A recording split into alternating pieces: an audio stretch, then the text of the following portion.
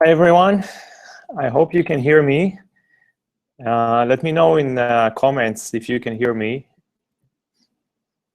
Hi everyone, I hope you can hear me. Let me know in the comments if you can hear me. Hi everyone, if you can hear me. Let me know in the comments.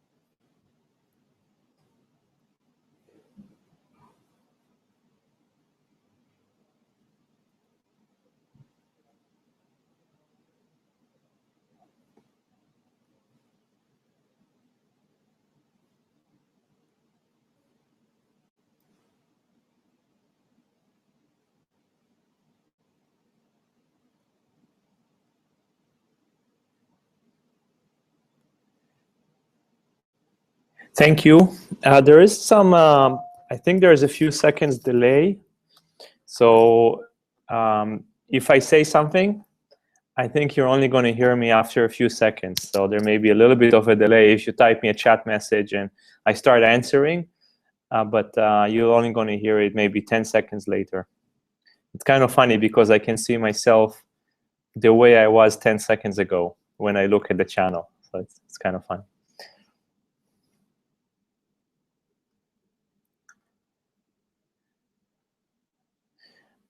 Okay, so the first question is about the plans for the course beyond what is on the Piazza resources.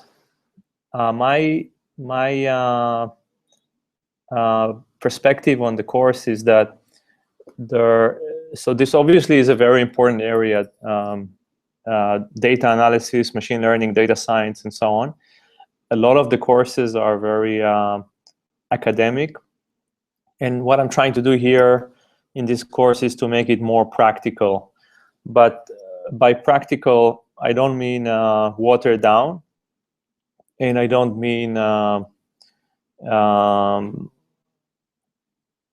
ignoring important issues. I mean with a lot of complexity, but put the complexity at the right places where they're useful in industry for practitioners, as opposed to complexity in places where it'll be more useful for academic researchers.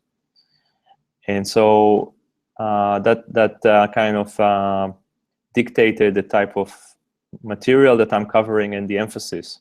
So the first three modules are about working with data in an engineering setting, including visualizing data and preparing data for modeling. And there's a lot of complexity there that is often glossed over, and I think that's very important. There'll be almost no modeling there, although there is a few equations here and there, but they're very minor. They're not big part of the material. The first three modules, so that's kind of the first half of the course. And then the second half of the course, we're going to switch gears and move to modeling, which is going to be quite a bit more mathematical. Again, the course is with a focus on practice, but I'm not going to water down the really important foundations. So we will cover foundations, but the type of foundations that are important for the practical use of data science. So that's what we'll cover in the last half of the course, the last three modules. And the project is something I'm still working on, but it will involve a fairly sizable data analysis project with a real-world data set. This will be a public data set because I cannot provide proprietary data sets. So it will be public, but it will be sufficiently complex and interesting that I think you'll feel like it's more fulfilling, and you have a little bit more opportunity to dive deep and go beyond just the typical homework implement algorithm A or write the program. It will have several stages, and it will have a feel of you're working in some company, and they ask you to solve a problem. So the specific parts of the projects will be made clear to you. So I will not ask you to come up with a project. I'm going to come up with a project for you. But the project assignments or the different parts of it will be somewhat open-ended in giving you the freedom to use different ideas, different approaches to solving the problem. So the type of request will be more like, here's the goal. Like let's say I'm your manager, and this is what I need from you. Go and do it. And you can do it in different ways. I'm not going to tell you exactly how to do it. So in that sense, it's going to be open-ended. But the task will be dictated by me in the project description.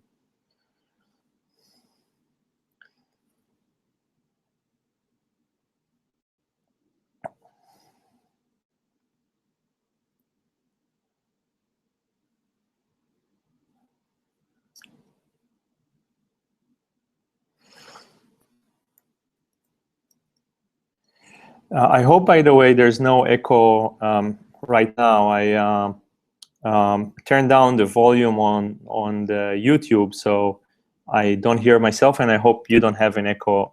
I think there was a little bit of an echo at the beginning.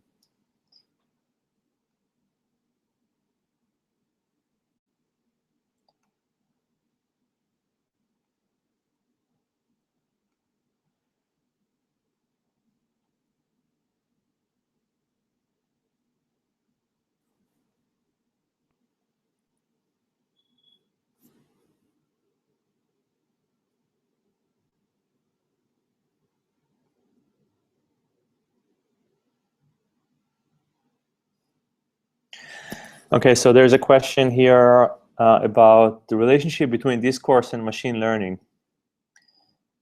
I would say there is a significant overlap, in particular in the second half. So the first half is not going to be a lot of overlap, I think. The second half of this course, which is more modeling, will cover linear regression, logistic regression, and regularization. And I think depends on who's the instructor and what the specific course is. These topics will be covered to some extent in machine learning. But I think in machine learning course, they'll be covered maybe in 2 weeks. And we're going to spend much more time on them. So we'll go much more in depth into linear regression and logistic regression. And these, I would say, are the models that are used most frequently in industry. Maybe trees is another popular model, but I think if you had to pick one model for classification that's the most popular in industry, and I don't see it going away even with all the deep learning trend right now, that would be logistic regression. I've seen it in use in Google, in Amazon, in LinkedIn, and Netflix. And linear regression, similarly, very, very popular, very, very important. So while these topics are also covered in machine learning, they're probably going to be covered to a lesser extent as one more technique. And then let's go and see support vector machines, and let's go see trees, and let's go and see boosting, and let's go and see neural networks, and let's go and see whatever, some other classifier. We're just going to focus on the most popular methods and get more in depth, both on the foundations part as well as how to use them in practice.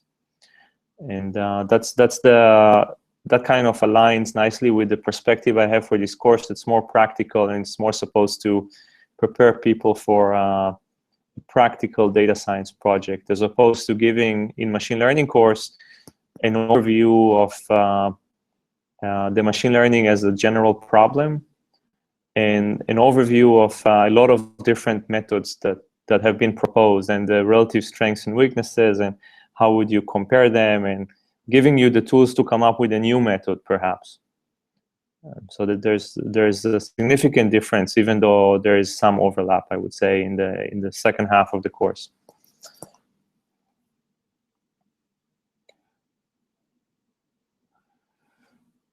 Okay. Oh yeah. So I guess on Piazza, did people post questions? Let's see. We can take one question from there, maybe.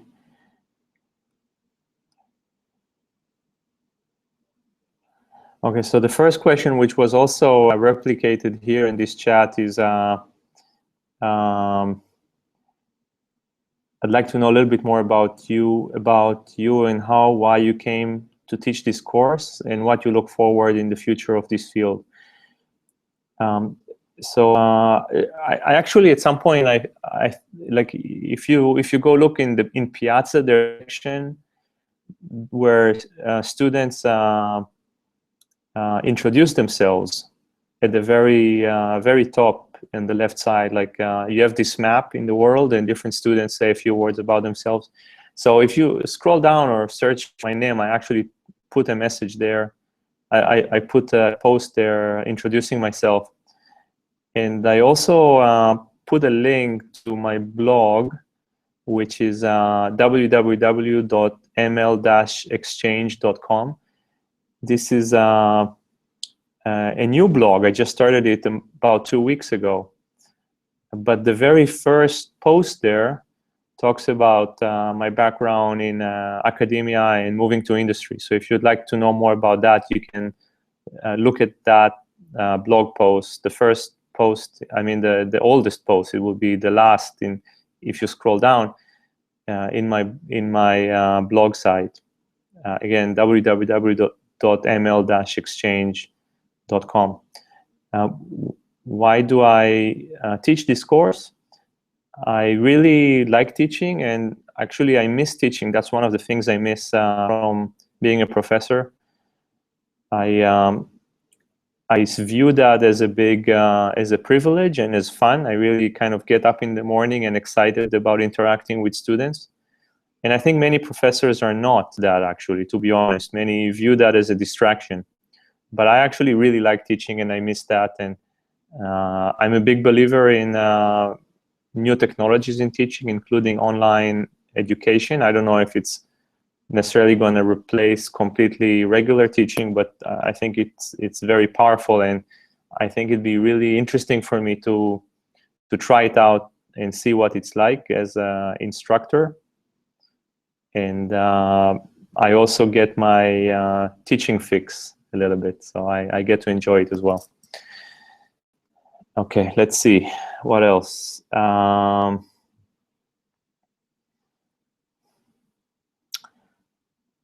Do you have any favorite literature recommendation for the topic you plan to go into more deeply, linear regression, logistic regression?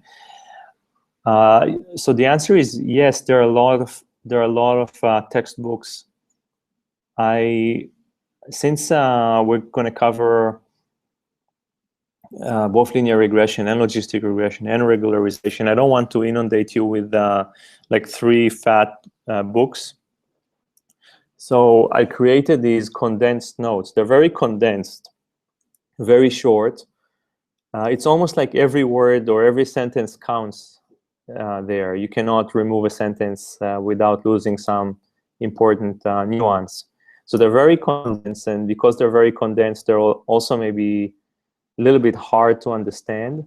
So I will actually provide some references to more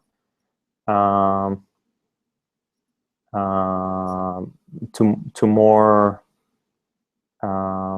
leisurely introductions to these areas, linear regression and logistic regression. I'm planning to do that a little bit later when we get closer to these modules.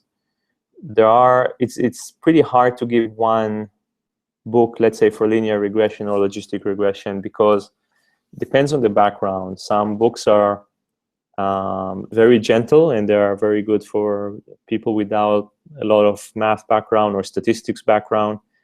They emphasize more lower dimensions.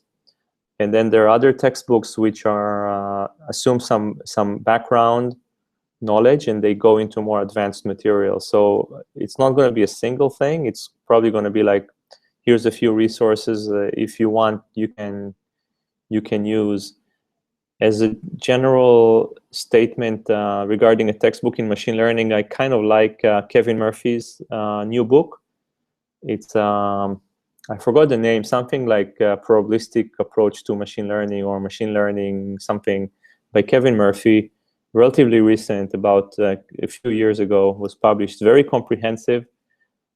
It's also fairly expensive, I think, so I don't think you necessarily should buy it.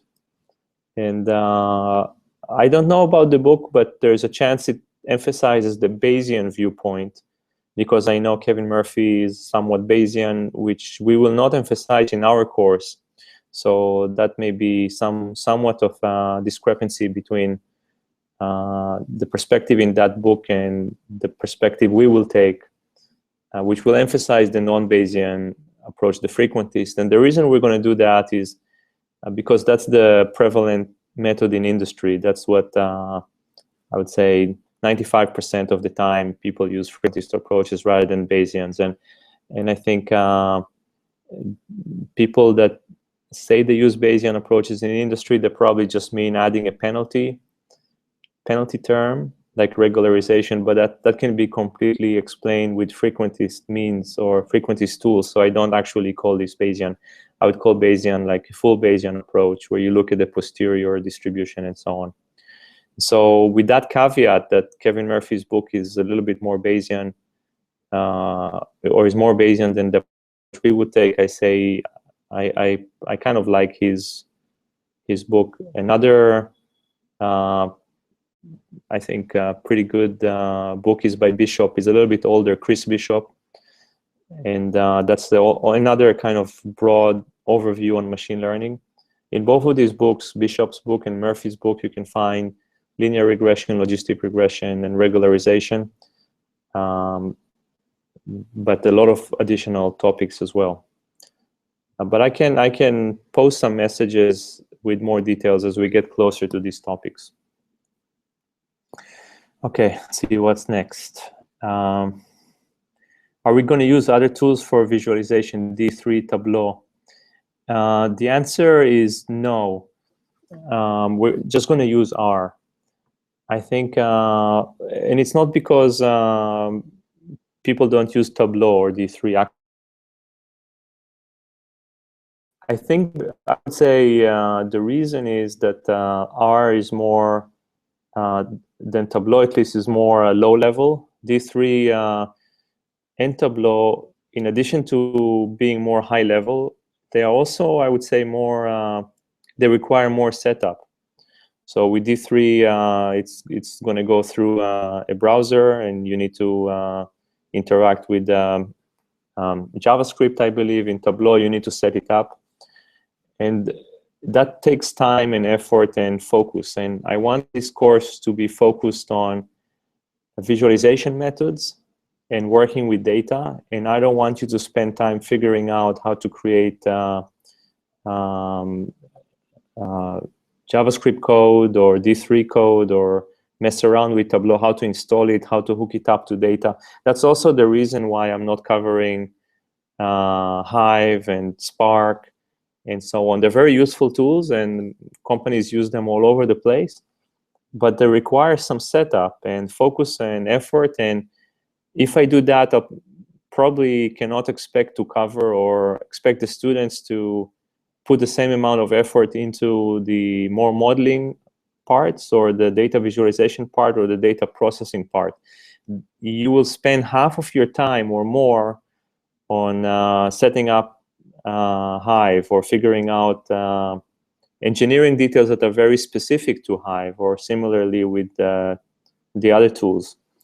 Whereas I think with R, you learn it at the beginning, and then you can use it for visualization, for processing, for modeling, for project work, for checking the performance of different models. It's kind of like a tool that can do everything. And it's also used in industry. Check out the Netflix interviews in Udacity videos. We have scientists and engineers here that use R. But even though the other tools are also very useful in industry, I just don't want to put a lot of extra burden in this course on the students to install these tools, or me installing and having them use it is still a lot of effort figuring out how to use it. It doesn't work for me. Why does it not work? How can I make it work? You'll be just spending hours being frustrated with that. And I think it's actually useful and important to spend hours being frustrated with these tools, but then I can't teach as much of the other parts, which I think is even more important, because it carries over across different platforms. If you go to Microsoft, you will not work with Hive, you'll work with something else. And maybe in 3 years, there'll be something else altogether. So I'd rather spend time and ask you to spend time and effort on the concepts rather than one specific platform. Okay, let's see what else. Next question, will the project involve significant data cleaning or feature extraction, or do you anticipate data will be in easily digestible format and relatively clean? That's a good question. I am preparing the data now, and I'm trying to decide actually exactly on that question, how much work to leave you for the data cleaning. So I'm not going to let you do opening and collection and so on, because that would take a lot of time. You would just have to spend, every student will have to spend a lot of time, and also computing resources. And I think it's important to some extent, but I don't want you to spend, many hours and days doing that. That's not the purpose of the project alone. But I think I will leave you some of that. So I will leave you some data processing so that you'll experience that as well. Because I don't think it's realistic, like you say, it's not realistic to expect someone who will give you the data in a super nice and clean form. That's not going to happen. And it's actually very important how you process and collect the data and how you compute the features. Oftentimes, this is the difference between success and failure in the real world. Much more than which models you use or something else. The success or failure depends so much on the data gathering, processing, cleaning, feature extraction, feature transformation, and then the trial and error of trying different methods repeatedly. So I do want you to experience that to some extent, but I don't want to flood you with that. That could take a lot of work. I recently saw, where was it? Maybe it was John Oliver or some other place. I forgot exactly where I saw. There was a statement. So there's this statement. Data scientists spend 80% of the time preparing the data and 20% of the time studying the data, which I think is true overall. But then the statement I saw I forgot where I saw it exactly, was 80% of data scientists spend 80% of the time preparing the data and 20% of the time complaining about preparing the data. So I thought that was kind of funny. And that's also true to some extent, because that's a big part of the work. But like I said, it's definitely not trivial. You can do it right or wrong, and if you do it wrong, then it doesn't matter how smart you are later on, your modeling could fail. Okay, let's see. Next.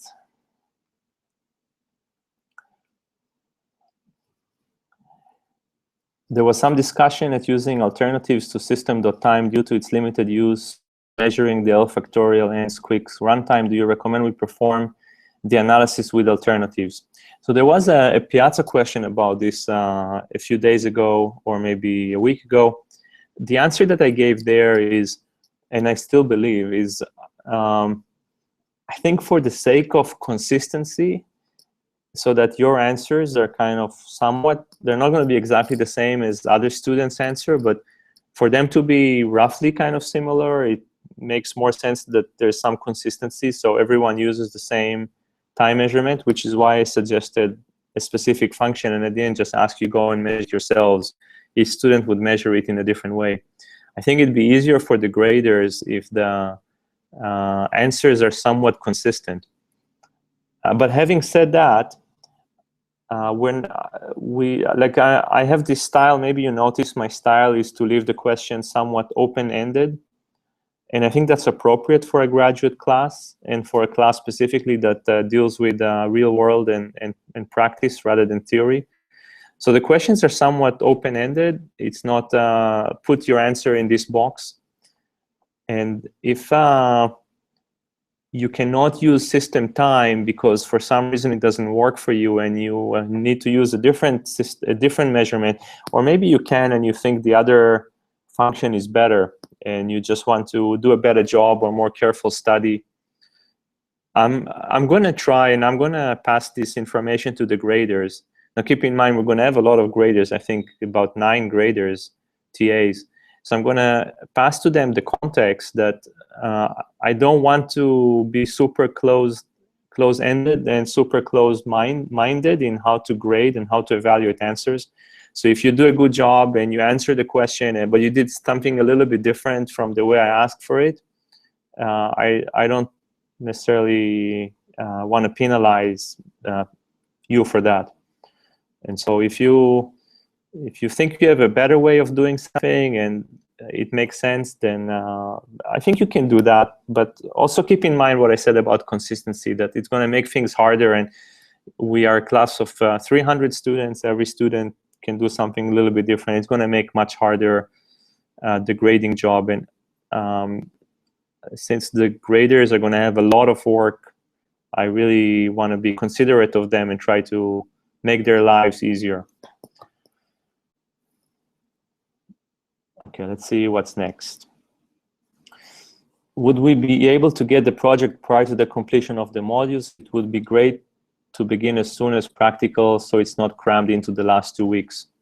So that's a little bit tricky. It's a little bit tricky for several reasons. One reason is the project will require knowledge of the more advanced modules. So I don't think you can just start on the project just after, let's say, finishing the first module.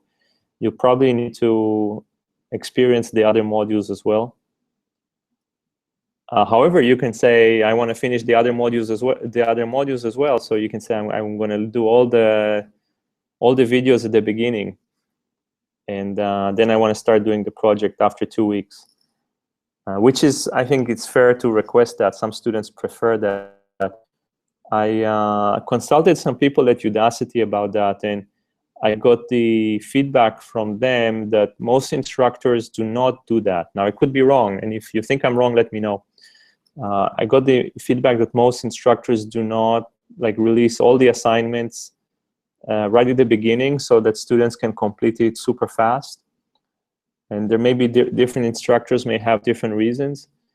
My reason is that both, I think there's some benefit in not having every student be at a different stage of the course, because there's some benefit. You learn from each other also, and so on. And then the other benefit is sometimes what there's a feedback loop. I get feedback from you, from the students, from the graders, and that feedback may cause me to change a future assignment or the project.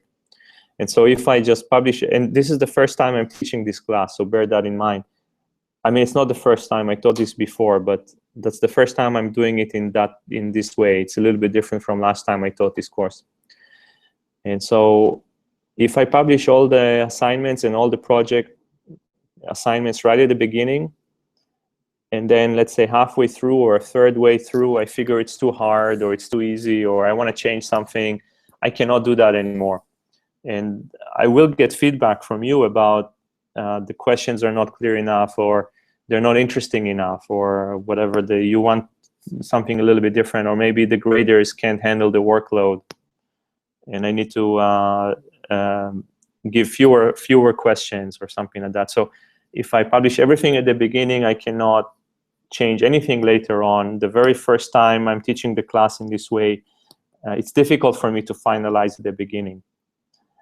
But I am aware of that request, and I'm going to try to not push it back all the way to the end. So I'll try to find some sort of compromise. So for example, I am working on the data set for the project. So then I have to kind of prepare the first part of the project. So I think I'll probably, release that as well as the third homework assignment, and not like when I expect everybody or most of the students to start doing it, but a little bit early. So I'm going to try to push it a little bit early, but I cannot promise that I'll do both the entire assignments and the project, or the projects very soon, and that will be finalized and not modified and available for the students that want to finish that early.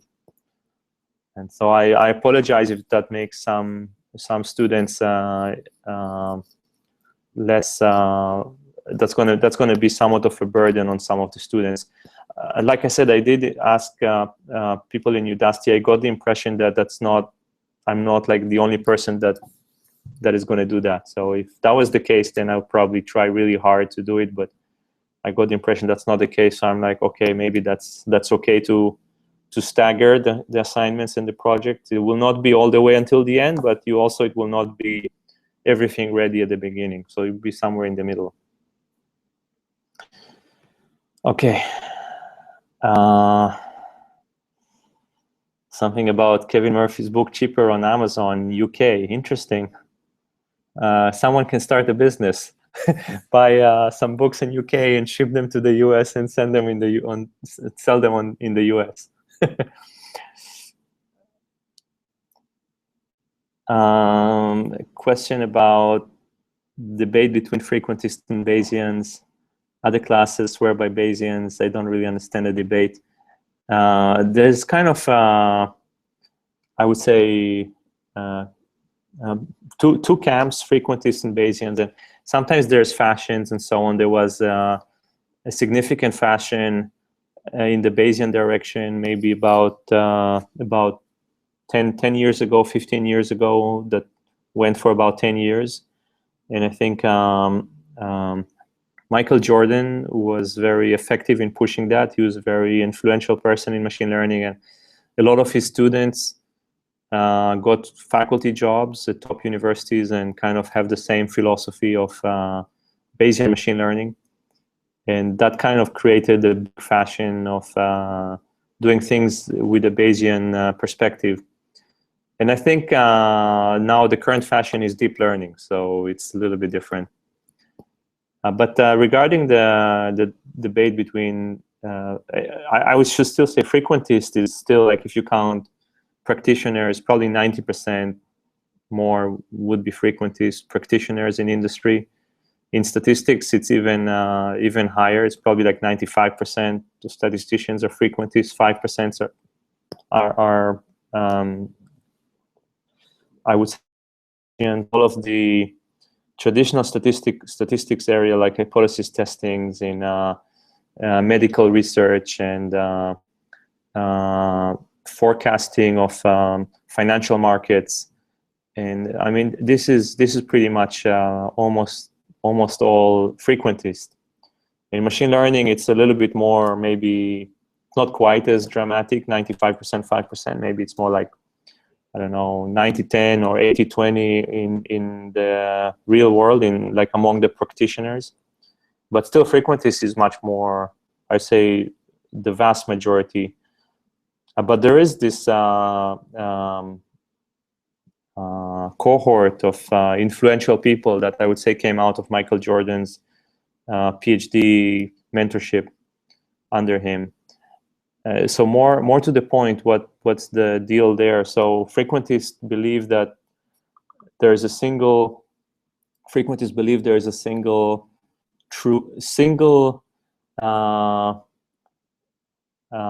truth that we're trying to uncover, or true model, or nature. So nature generates data, and nature is some state. Nature has a state, and we're trying to estimate that state. There is such a state. It's unknown to us, the statisticians, the machine learning engineers or scientists. It's unknown to us. We're trying to uncover the state of nature based on the data. And that's the frequentist perspective. The Bayesian perspectives, on the other hand, do not say that. They would say there is no single correct ground truth to nature. Rather, there are different beliefs, and each beliefs are correct with some probability. And there's no point in asking or trying to uncover the correct state of nature, because there isn't any single correct state of nature. Rather, what you should do is you should try to estimate the posterior probability of nature and understand that that's going to be a probability over different states as opposed to one single correct state. And so this is in a nutshell the difference in philosophy, and then it leads to very different tools and algorithms in these two camps. And I would say the reason Bayesian tools are used less in industry is that they're more complex computationally. They're harder to compute. They require integration, solving high-dimensional integrals. And in many cases, there is no closed form, so you cannot solve it on large, complicated data. And in the cases you can actually compute, or you do an approximation to be able to work with that in the real world, you approximate the correct Bayesian approach, and then you end up with something that's kind of similar to the frequentists in some cases. So that's a little bit more information on that. Let's see.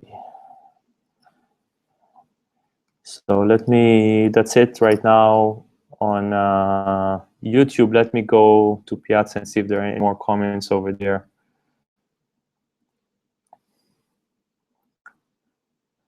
Okay, so there's a question on how to submit homework 1.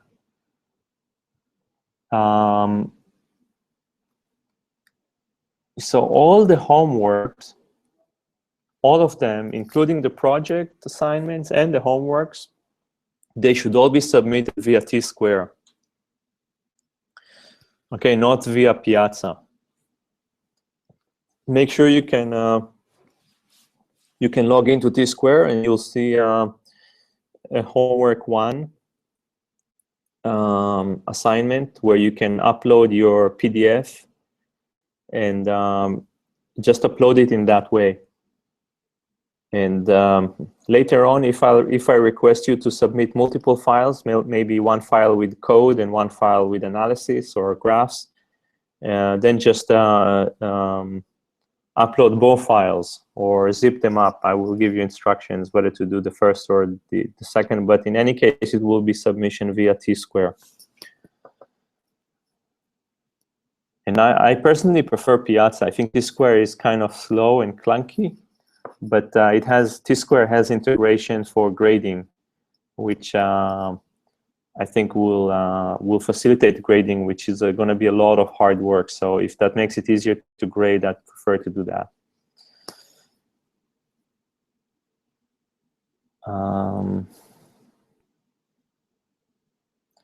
So resubmission, no. So you cannot resubmit and get new grades. The resubmission that is mentioned in the T-Square or elsewhere, what it means is if you submit before the deadline, you can make changes to your assignment and then resubmit it before the deadline a second time and overwrite your previous assignment. But you have to do it before the deadline. After the deadline, that's when we're going to grade, and then you cannot resubmit again and get a new grade. So the resubmission applies to overwriting your own assignment a second time or a third time because you decided to change something you already submitted. And this has to be done before the submission deadline.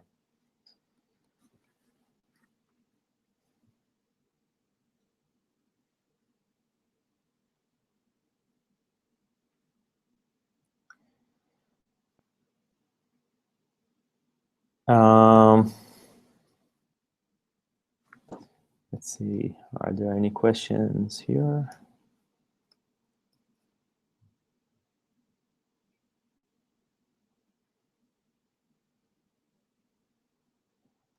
Another comment on YouTube Live. the debate between Bayesian and frequentist regarding my answer in source of data rather than interpretation of probability.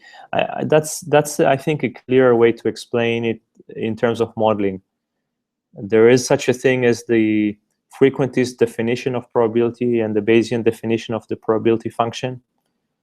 But I think when you ask me as a data scientist about Bayesian versus frequentist approaches, I think about the difference to modeling or to making sense of data as opposed to different mathematical definitions of the probability function. So I think that the definition I gave of Bayesian and frequentist in terms of one state, correct state of nature that we try to estimate, versus there are multiple states of nature, each correct with different probabilities, and we try to estimate that probability of correctness and aggregate all that information if you're Bayesian.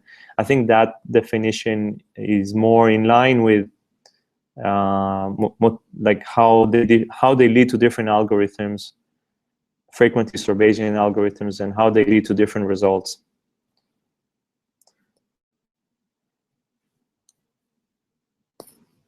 Okay. There's a question here on Piazza. What are some things to look for when investigating three-way relationships between variables? This is asked a couple times on homework too. And I know it's open-ended, but just curious on things to look for maybe more generally. So I think you're correct in that the question was deliberately open-ended, and I don't want to kind of give a recipe or say, here's a good way of doing it. I want you guys to experiment with it a little bit and try different approaches, see which one works, which one doesn't work. But if you read the chapter on visualization or you listen to the Udacity videos, there's several different ways of doing that. You could use facets to show the third dimension. You can use color. You can use marker shape. You can use marker size. And different approaches work for, let's say, if the third variable is categorical or numeric.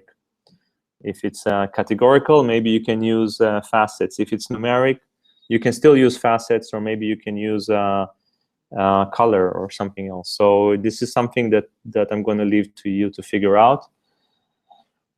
I'm almost out of time here, 2 minutes. I think what I'd like to say is